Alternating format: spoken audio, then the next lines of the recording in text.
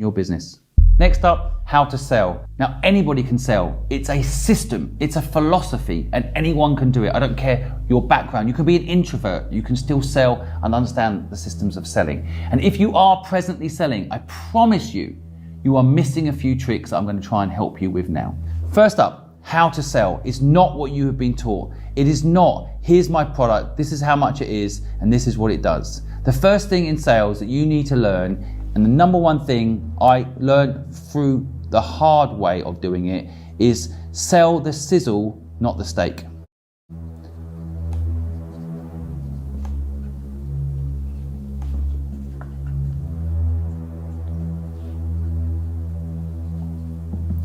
So what does that mean? Well, let's pick one of the best products ever sold, Apple products. Steve Jobs used to always set up events where he'd invite 3,500 people into a room, all the right tech reporters, all the right people, and he would then present to them the sizzle. He would not say, here's a phone with an Intel processor that has this and has that. He would talk about how this product was for the game changers, for those that wanted to do things differently, for the creative types. He was very specific about what the sizzle is. He didn't sell the steak. Now, in that process of selling, there's a couple of other lessons that Steve Jobs teaches us. Of course, he doesn't sell to millions through social media. He picks a community, 3,500 people in a room. He sells to them. He connects to them. He talks to them. And they go and talk to the rest of the world. Getting someone on your side selling for you is one of the most powerful ways to sell. The number one salesperson in my last company was my accountant. Why? Because I gave her the tools to sell. I told her what we did and how we did it. I showed her the sizzle through the numbers. We helped clients be more successful. We helped businesses starve off bankruptcy. We made sure companies did well. And she was proud of that. She would sell the sizzle. She'd sit with her other CFO friends at lunch and she'd say, we saved a company from going bankrupt. We made one company an extra £1 million a month they didn't expect. She would tell people the outcome. She wouldn't say, oh, I work for Fluid and we have marketing ideas. That's not exciting. She talked about the results. She talked about the philosophy, the sizzle. The second element of learning to sell is understand the process of selling. So many people don't. So many people start on what I call the third step. And you need to do 2 steps first before you ever start implementing the third step in sales. So the first step in any sales is understand your customer. Now it sounds so obvious and I'm shocked how many people don't do it. I often get emails that say, Dear John, or they say, Dear Simon, I really love what you're doing X, and they haven't actually researched what I'm really doing. However, when someone sends me something and understands what I'm doing, is clear on how they can bring value to me, I sit up and I listen. And that is the number one thing that people don't do in the first step of sales. Enough research. They do not spend enough time understanding if the person they're talking to actually needs them. They spend way too much time selling to people that don't actually need what they've got to sell. Don't waste your time with people that don't need what you've got. Focus on the people that do need what you've got. First step is, do they need you? Get to know them. The second step in this 3-step process to get any sales done is understand the person you're working with in the context of, do you like them? This element of sales is so powerful. If you can have a real connection with the person you're selling to, a genuine connection, not a fake connection, it is something that will help you get through all sorts of difficult times in that relationship. You need to like each other. You need to genuinely like each other. And if you meet someone who needs what you need, but they don't like you and you don't like them, one, the sale probably won't go ahead.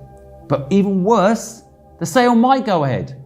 Then you'll be working with someone that doesn't like you and you don't like them. If they're rude, they're abrupt, you go out for dinner, they're rude to the waiter, if it doesn't appeal to you, drop them. Do not work with these people. It might be hard, you might want the revenue, but I promise you will not build a business that will last if you sell to the wrong people. So, first step, do they need you? Do you need them? Second step, do they like you? Do you like them? If you do these 2 things well, the final step, and let's call it the deal, it will happen.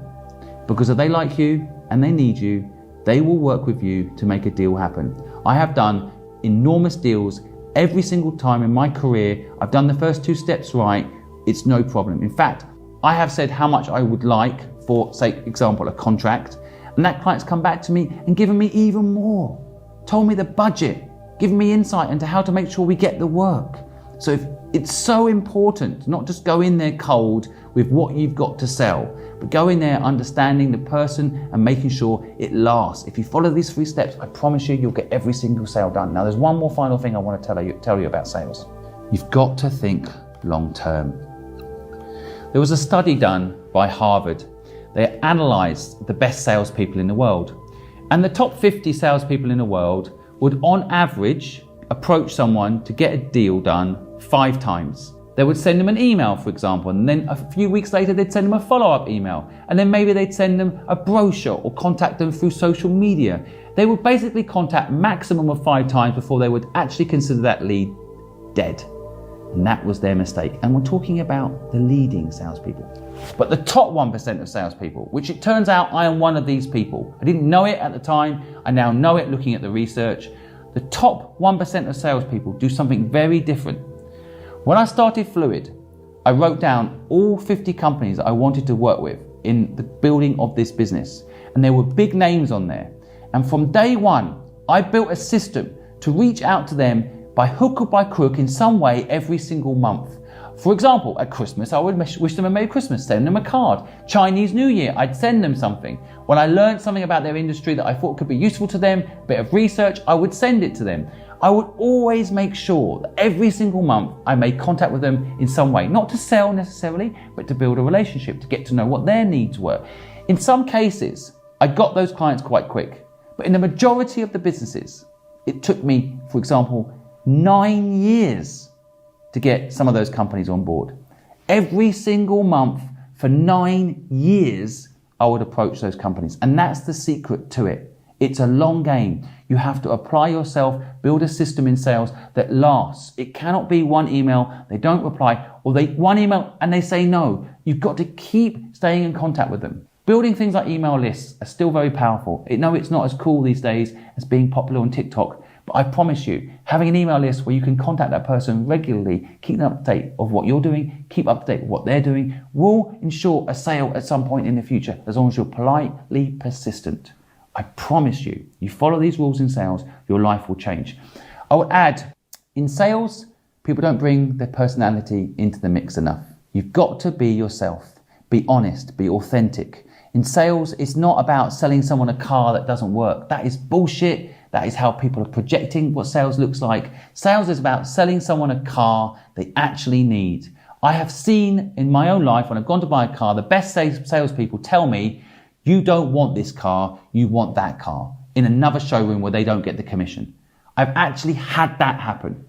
And when I saw that happen, I hired that person, because that person is thinking long term. They're not trying to sell me a car to make the commission. They're building a relationship with me, and that is what you need to do to be successful in sales. Next up.